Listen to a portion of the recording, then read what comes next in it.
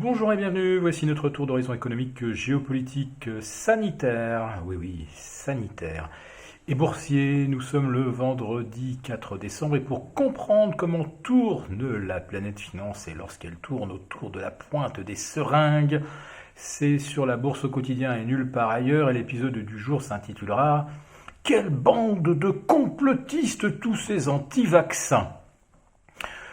Et un complotiste, je viens de nous en trouver un, et un beau, puisqu'il s'agit tout simplement de monsieur Alain Fischer, qui est le monsieur vaccin désigné par l'Élysée et qui a tenu une conférence de presse que je qualifierais d'édifiante. En effet, qu'apprend-on ? Eh bien, que pour l'instant, on doit se contenter des communiqués des laboratoires et qu'il n'y a pour l'instant aucune validation scientifique de tout ce que les labos revendiquent. Ce que l'on sait de façon quasi certaine, c'est que les vaccins ont actuellement une durée d'efficacité de 2 à 3 mois, ce qui est qualifié de très significatif. Enfin, ça veut dire que face à un virus qui mute, il faut se faire vacciner 4 fois par an. Et puis, sur la base des connaissances scientifiques actuelles, on ne sait pas si les nouveaux vaccins, et notamment à ARN, fonctionnent sur des personnes âgées ou souffrant de comorbidité. Et on est à peu près certain aujourd'hui que les personnes vaccinées ne seront pas non contaminantes, c'est-à-dire qu'on sera porteur sain. On ne développera pas de symptômes fâcheux, mais en revanche, on pourra continuer de contaminer, y compris peut-être même des personnes qui ont déjà été vaccinées, mais qui en resteront à un stade de maladie plutôt bénigne. Enfin, si jamais les études scientifiques permettent d'établir qu'effectivement les vaccins ont une véritable efficacité. Si ça avait été une autre personne que monsieur Alain Fischer, on l'aurait immédiatement taxé de complotiste. Un Christophe Barbier l'aurait désigné comme une de ces personnes auxquelles on ne devrait plus laisser l'accès ni au restaurant, ni au cinéma, ni au train, ni aux avions. Autrement dit, une personne sur laquelle on peut décréter sans état d'âme, on peut prononcer sa mort sociale.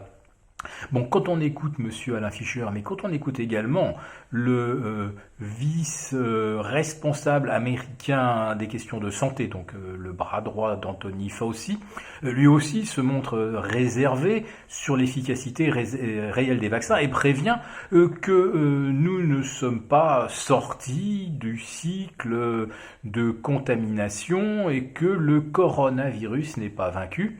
Alors, avec un CAC 40 aujourd'hui revenu à 5006, un S&P à 3666, c'est-à-dire 3000 points que les 666 du 9 mars 2009, quand on voit où sont les marchés, mais qu'est-ce que les marchés payent au juste? Alors on a bien compris qu'ils ont payé le communiqué de Pfizer le 9 novembre dernier, mais que ce communiqué était prêt à être décodé par certains algos qui ont retourné en quelques secondes la totalité de leur programme d'achat ou de non-achat. Donc qu'est-ce que paye le marché si le vaccin n'est efficace que 2 ou 3 mois, qu'il n'empêche pas les contaminations et qu'il n'est peut-être pas efficace sur les personnes âgées dites les plus vulnérables. Et puis je vais continuer dans le complot,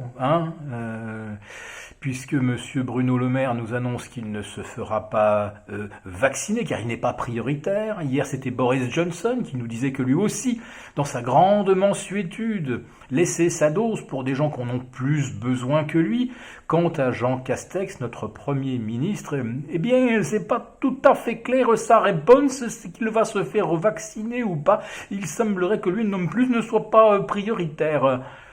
Mais ces gens-là se moquent-ils de nous et jusqu'où vont-ils nous prendre pour des C? 3 petits points. Et les marchés, eux aussi, nous prennent bien pour des C. Trois petits points. Les niveaux de valorisation actuels sont justifiés par, évidemment, vous le connaissez par cœur, le mantra sur il n'y a pas d'alternative, les taux vont rester éternellement très bas, les banques centrales vont arroser, et on va faire des profits mirobolants dès 2021. Mais si en 2021 on continue de ne pas voler en avion, de ne pas faire de congrès, de ne pas faire les grands salons internationaux, est-ce qu'on pourra même faire les Jeux Olympiques à Tokyo sans le tourisme, sans tout ce qui a trait aux grands événements collectifs, je me demande bien comment on va retrouver une croissance comparable à ce qu'on avait début 2019. Alors, je précise qu'à la direction de Air France, on se montre assez prudent, puisque le retour à l'état normal du trafic n'est pas prévu avant 2024 ou 2025. Voilà. Pour ceux qui détiennent des actions d'aéroports, de compagnies aériennes, ça donne quand même à réfléchir. Mais réfléchir, c'est la chose que le marché ne veut surtout pas faire à 15 jours de Noël. Si cette vidéo vous a plu, n'hésitez pas à nous mettre un pouce et nous vous retrouvons donc lundi pour une nouvelle quotidienne. Très bon week-end à tous avec ou sans vaccin.